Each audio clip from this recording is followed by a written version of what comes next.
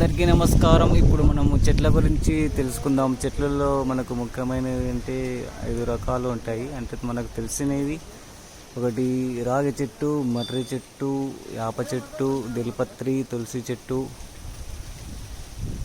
ఇంకా 2-3 రకాలు ఉంటాయి. ఇంకా ఈ రకాలలో మనకు రాగి చెట్టు అయితే చాలా ఇష్టమైనది.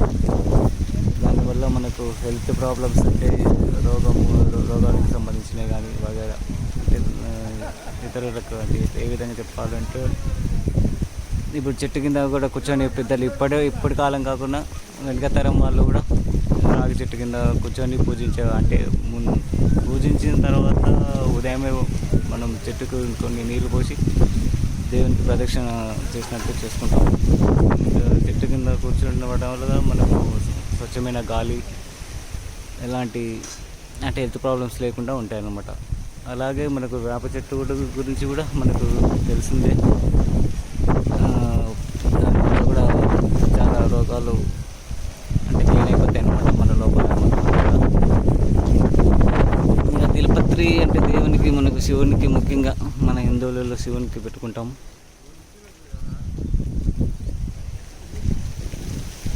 ఇలా చెప్పడానికి ఎందుకంటే దాదాపు అందరికీ తెలుసు చెట్ల గురించి.